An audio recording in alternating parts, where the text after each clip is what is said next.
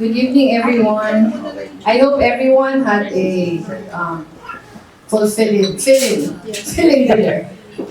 Pasensya na po kayo sa introduction ng speech ko. I was telling Harvey while I was speaking, sabi ko, hindi kami nag-usap. Sabay namin to sinulat. Nasa dining room si Aika, ako nasa living room. Pareho yung aming sasabihin. So pagpasensya na po kami. Magnanay talaga kami. So almost 11 years ago today, or on August 18 of 2012, we lost Jessie so unexpectedly. One of the challenges that we faced at that time was how do we continue his legacy and how do we keep his memory alive?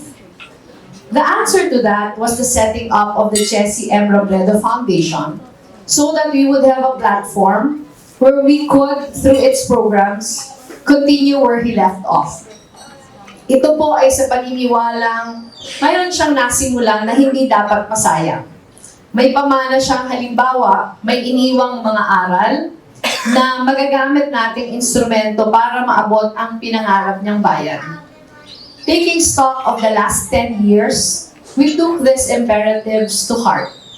We have done a lot of programs on, nakita niyo naman kanina during the video presentation, on education, health, and poverty alleviation.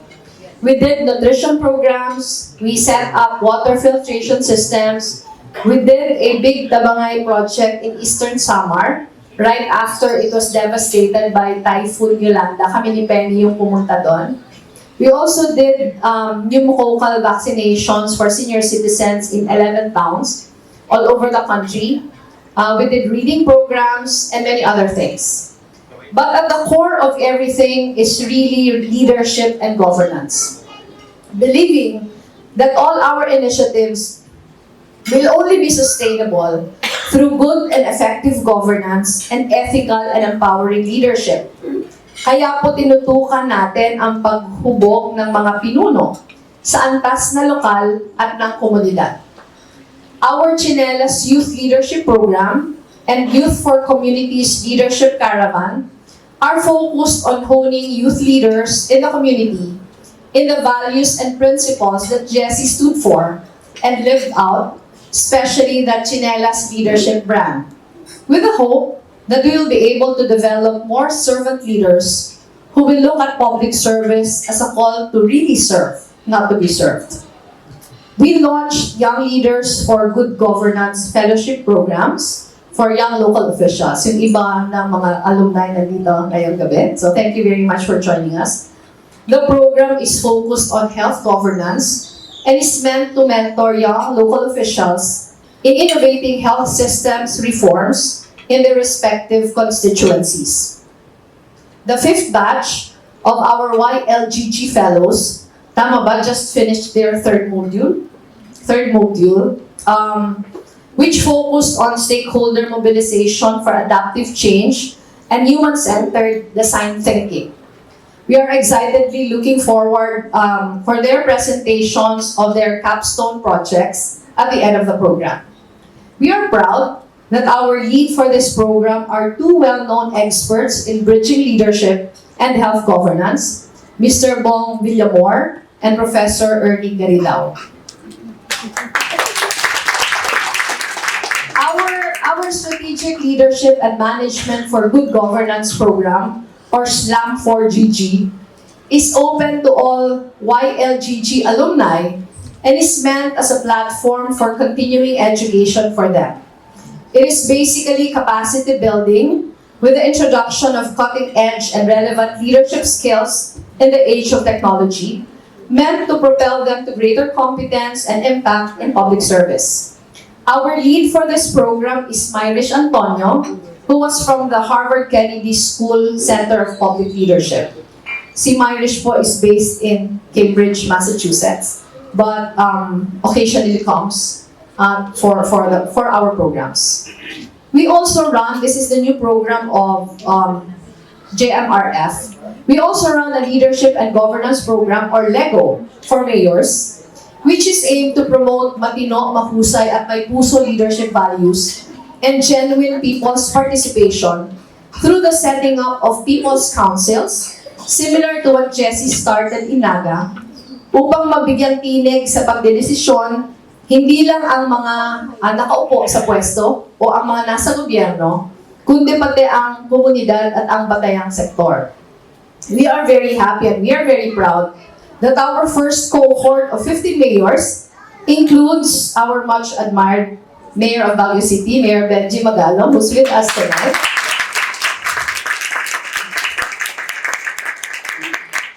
Marami ka pong fans dito, Mayor Benji. Kanina po may mga gusto sa'yo magpa-picture, nahihiya lang sila. Nagkapag-picture na ba kayo? And Mayor Ipe Remolyo of Dumaguete City is also in the cohort. Wala siya po ngayong gabi, but he's in the cohort. Tonight, we just launched Jess, isang libro ng mga kwento tungkol kay Jessie. Dito po tinipon hindi lang ang personal nilang naming karanasan kay Jessie, ngunit mas mahalaga ang mga salisag ng kanyang mabubuting pamumuno. Yung husay at integridad niya, yung pangarap at pagkatao niya, yung mga values at kung paano niya ito isinadiwa sa araw-araw niyang pakikitungo sa kapwa-tao. This is our 10th anniversary offering of the JMRF. Kinento na po ni Harvey kanina that the contributors to this book are people who are very close to Jessie. Sa pamilya po namin, ako, si Aika, si Trisha, si Jillian ba sumulat? Meron din pala si Jillian, si Penny, si Butch, wala si Butch ngayong gabi, friends, saka co-workers, merong from Harvey, yung best friend ng asawa ko, Ma'am Nene. Marami pang iba. Si Boyet and Joanne, who worked with Jessie also, and Willie. Si Willie Brillas from Naga has worked with Jessie almost his entire life as mayor of Naga, and his party mates at the Liberal Party. Na palagay po namin, we were all changed positively by our relationship with him. So looking back, this was actually the genesis of the JMRF Foundation. We saw the impact that he made in people's lives, knew that the country became a better place because of his presence, and imagined a world where there would be more people like him. Nung nabubuhay pa po yung asawa ko, pag pinupuri siya, alam to ni Harvey, parati niya sinasabi, maswerte lang ako dahil napansin ako. Pero mas marami pang mga local officials na mas mabubuti at mas mahuhusay kesa sa akin. And it is our task to look for them and celebrate them. Because we need the examples of these good public servants to inspire more public servants to be in their midst. So our stated goal as a foundation is to introduce and perpetuate Jessie's legacy of genuine public service, good governance, and transformative leadership. We want to build more leaders of character. We want to help build more Leni Robredos. We maintain our focus on local leadership because, as Jessie believed, that for meaningful transformation to happen, development and growth must be anchored on democratic and inclusive governance at the local level. More than anything else, we are building our own community of leaders. Leaders who, beyond their obvious competence, show character. This is something that Jessie truly believed in, and something to which I have also subscribed over the years. Yung gasgas na sigurong sinabi ni Jessie before, character is the most important ingredient of leadership. Parang memorize na yun naman kaya natin. Kasi lagi natin sinasabi. Pero siguro ang parati nating tanong, sinasabuhay ba natin? So, yun yung parating pamantayan. Yun yung parating pamantayan natin as public servants. So we all understand character as having a foundational, philosophical core. In fact, a moral core based on values that allows us to forge on despite tough times. It means working in terms of faraway horizons that will allow us to remain oriented towards what is truly important, despite the tedium of the day-to-day. Paminsan, we get lost in the day-to-day. It means having a ready, sure answer to the question, why am I doing what I am doing? So, and having that answer embedded into our very DNA. So, challenge yan sa atin ng mga public officials. Marami po sa inyong nakakilala kay Jesse would agree with me that this moral clarity defined who he was as a leader. This perhaps is also the moral clarity we seek and expect from any leader. So, ako din po, pag nahihirapan ako, lagi kong binabalikan yung aking why. Kagaya ni Jessie noong nabubuhay pa siya, na pag nasa crossroads na parati niyang tinatanong, bakit ko ba to ginawa in the first place? O bakit ko ba to ginagawa in the first place? Yung mga taong pinaglilingkuran niya, laging yun yung inspirasyon sa lahat na desisyon na kailangan gawin. He believed that his constituents deserve more from life.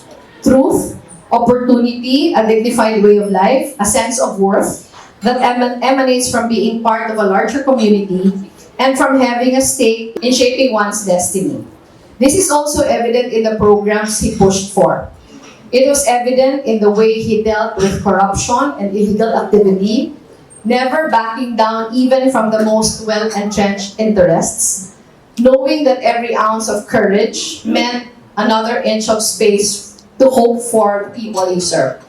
It was evident in the way he related to his constituents, mata sa mata, tao sa tao, akbay sa balikat, suot ang tsinelas na sagisag ng solidarya sa kanyang kapwa. So, nung ako po mismo ay binigyang pagkakataon makapaglingkod, in the difficult times, parati kong tinatanong, what would Jessie have done? And lagit-lagi yung kasagutan, hindi pwedeng umayaw, dahil ito yung inako natin na responsibilidad. So, I imagine Jessie holding a light up there. I think you would agree with me if I say that in some ways, Jessie's light, 11 years since his passing, shines brighter today because the people whose lives he has touched continue to pay it forward. At kayo yun. Papasalamatan po kayo kasi JMRF could not have existed were it not for the many people here who helped us set it up. Siyempre sa pamumuno ng napakagwapong program officer, Mr. Harvey Ke, who is really the workforce behind it. And all the JMRF staff, hindi ko na kayo iisa-isahin, pero maraming salamat. Of course, I'd like to thank my daughters. Si Aika is the chairman of the JMRF. Si Trisha, in absentia, is the executive director, but he's not in the country right now. So ako muna yung magsasab sa kanya. The board members who are here, maraming salamat po. I think I need to introduce them para makilala naman yung iba. So in the board from the family is myself, Aika, Trisha, Penny, who is Jessie's youngest sister. Tapos si Vic Hauchin, who is Jessie's first cousin. Of course, gaya ng sabi ko, Jessie's best friend, mentor, and everything else rolled into one. Ma'am Nene. Si Ma'am Nene lang po yung nagagalit sa asawa ko, sinusuyo talaga ng asawa ko. Jules Esquivias, who is more poky than his brother-in-law.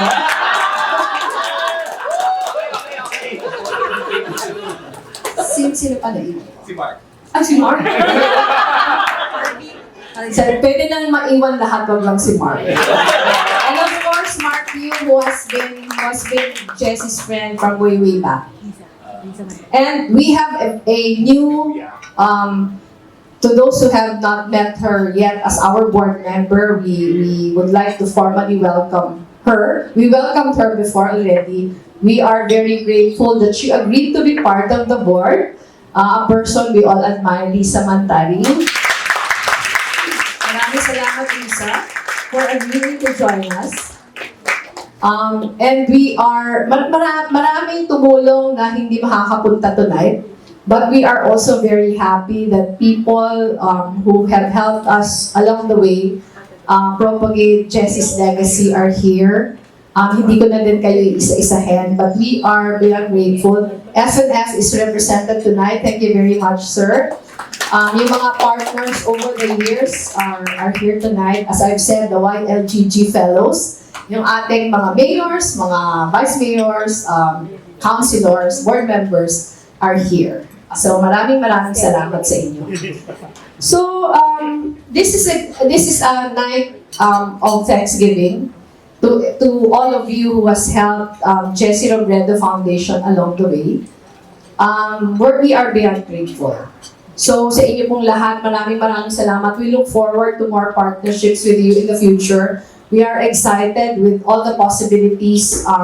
Lalo na ngayong wala na ako in public office. Mas buwelo na ako makagalaw. So, ano po ito? 10 years. It has been a very short 10 years. Nung nagsasabi si Harvey na 10 years, parang sabi ko, 10 years na ba? Pag sinasabi mag-11-year death anniversary na si Jess, parang it seemed like yesterday only. So 10 years is a long time, 11 years from his death is a long time. But we are very grateful that up to now we all have you by our side, helping us perpetuate his legacy. So maraming salamat po sa inyo. To the Manila Philharmonic Orchestra, thank you very much for joining us tonight. Sa inyo pong lahat, mabuhay po kayo.